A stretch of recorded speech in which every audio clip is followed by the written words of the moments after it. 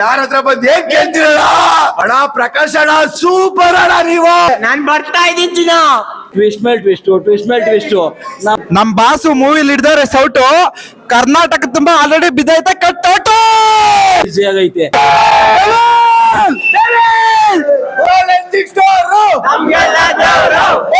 Future ಆಗ್ಬಿಟ್ರೆ ಇಷ್ಟ ಆಗೋದೇನಿಲ್ಲ ಆದ್ರೆ ಮಾತ್ರ ಕರ್ನಾಟಕನ ದರ್ಶನ ಯಾರ ಕೈಲೂ ಆಗಲ್ಲ.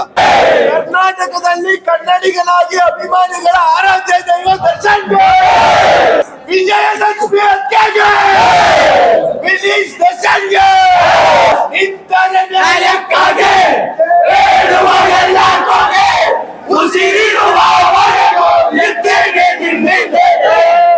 ಎಲ್ಲ ಗೆಟಪ್ ಅಲ್ಲೂ ಅಲ್ಟಿಮೇಟ್ ಆಗಿ ಕಳಿಸ್ತವ್ರೆ.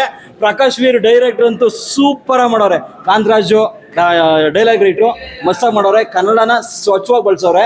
ಅಚ್ಚ ಕನ್ನಡನ ಸ್ವಚ್ಛವಾಗಿ ಬಳಸೋ ನಮ್ಮ challenging star Darshan. First half ಮಾತ್ರ ತುಂಬಾ ಚೆನ್ನಾಗಿದೆ.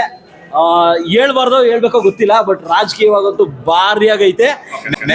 ಫ್ಯೂಚರ್ ಆಗ್ಬಿಟ್ರೆ ಫ್ಯೂಚರ್ ಅಲ್ಲಿ ಬೇರೆ ಲೆವೆಲ್ ಅಲ್ಲಿ ನೋಡ್ತೀವಿ. ಅದು ಕರ್ನಾಟಕದಲ್ಲಿ ಪ್ರೂವ್ ಆದ್ರೂ ಆಗ್ಬೋದು, ಹೇಳಕ್ಕಾಗಲ್ಲ. ಆಚೆ ಬಂದ್ರೆ ಇದಕ್ಕೂ ಡಬಲ್ ಹಬ್ಬ ಆಗುತ್ತೆ. ನಮ್ ಬಾಸ್ಗೆ ಏನಂದ್ರೆ ರಾಜ್ಯೋಗ ಶುರು ಆಗೈತೆ, ಪಿಕ್ಚರ್ ಅಲ್ಲಿ ಶುರು ಆಗೈತೆ. ನಿಜ ಲೈಫ್ ಅಲ್ಲಿ ಶುರು ಆದ್ರೆ ಮಾತ್ರ ಇನ್ನ ಅಲ್ಟಿಮೇಟ್.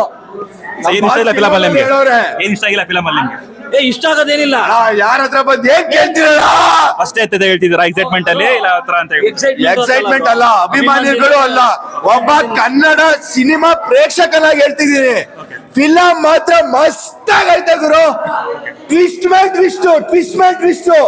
ಇವಾಗ ಸೆಕೆಂಡ್ ಹಾಫ್ಟಿಗೆ ಏನ್ ಟ್ವಿಸ್ಟ್ ಐತೆ ಅಂತ ಸೀರಿಯಸ್ ಆಗಿ ಗೊತ್ತಿಲ್ಲ. ರಾಜಕೀಯವಾಗಿ ಮಾತ್ರ ನಮ್ ಬಾಸ್ನ ತೋರ್ಸೋರೆ. ಅಣ್ಣ ಪ್ರಕಾಶ್ ಅಣ್ಣ ಸೂಪರ್ ಅಣ್ಣ ನೀವು. ಮತ್ತೆ ಇನ್ನೊಂದು ಫಿಲಂ ಅಲ್ಲಿ ಬಾಸ್ಗೆ ಒಂದು ಡೈಲಾಗ್ ಬರ್ದವ್ರೆ, ಸೂರ್ಯನ್ಗೆ ಗ್ರಹಣ ತುಂಬಾ ಹೊತ್ತು ಹಿಡಿಯಲ್ಲ, ಆದ್ರೆ ಬಾಸು ಬೇಗ ಬಂದೇ ಬರ್ತಾರೆ. ನಮ್ಗೋಸ್ಕರ ಒಂದ್ ದಿವಸ ಸಿಕ್ಕೇ ಸಿಗ್ತಾರೆ. ನಾನ್ ಬರ್ತಾ ಇದ್ದೀನಿ ಅಷ್ಟೇ. ಜೈ ಡಿ ಬಾಸ್.